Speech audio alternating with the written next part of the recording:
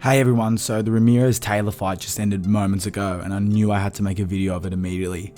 What a fight. I honestly believe that this was an instant classic and razor thin.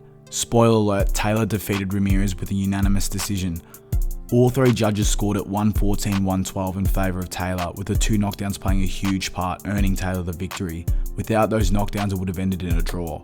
Personally, I scored the fight 115-111 for Taylor, but a one-round swing is pretty easy to have in a fight like this. Just a heads up as well, I cannot use footage from the actual fight due to copyright, but I hope you can enjoy the video regardless and enter an open dialogue in the comment section below regarding the fight. I'll be trying to respond to as many as possible, as I always try to do, but anyways, back to the fight. The fight had it all: drama, brilliant technical chess match, brutal brawls and big knockdowns. Ramirez, all the credit in the world, gave Taylor an absolute handful and never said die. Even when those two huge shots cannoned off his head, which by the way could have knocked out most men in a heartbeat, Ramirez stood back up and kept fighting. On top of that, after the first knockdown, once Ramirez got up, he actually hurt Taylor with a big right hand, but then Taylor came back and hurt Ramirez in what was a round of the year candidate. Now, I've had many people ask me for more of my analysis of fights, so I thought I'd add a little to this video as well. Now, the biggest thing I saw in this fight was the battle between the southpaw and the orthodox stances. Now, as a lot of us know, if you box or watch a lot of boxing, or even a boxing coach, one of, let's say, the cardinal rules or a strategy that has been perpetuated through boxing media for years is that you have to battle to keep your lead foot on the outside of your opponents, because it makes the rear hand easier to land while simultaneously making it harder for your opponent's cross to connect. However, it's not always a negative to keep your lead foot on the inside of your opponent's lead, if you can do it correctly.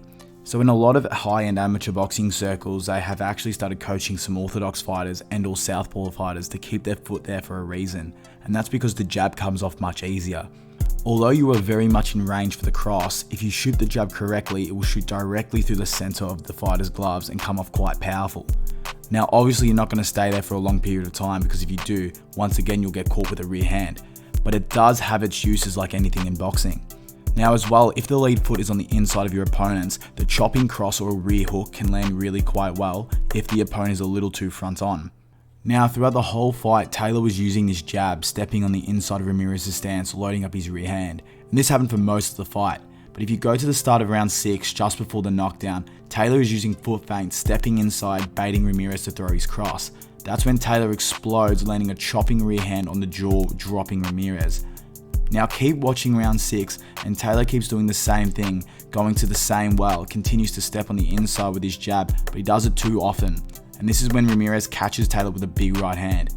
Now the strategy of stepping inside with the jab works, or feinting on the inside, but if you keep doing it over and over and over again, eventually you're walking yourself into a big right hand, and that's exactly what happened. So I think whoever fights Taylor next needs to see this, feint with the right hand a bit more to scare Taylor off from continuously using this step all the time. And when Taylor does overcommit, that's when you take a step out with the rear foot and come back with a big right hand, catching him on the way in.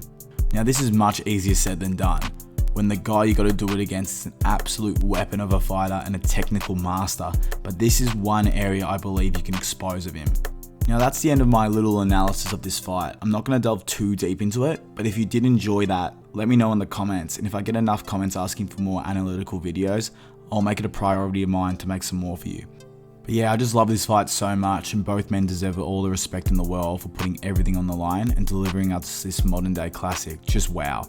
We have an undisputed light welterweight champion, and I'm going to be honest in saying I'm seeing a definite resurrection in boxing these past 2 years, and I'm going to make a whole video about that in the near future.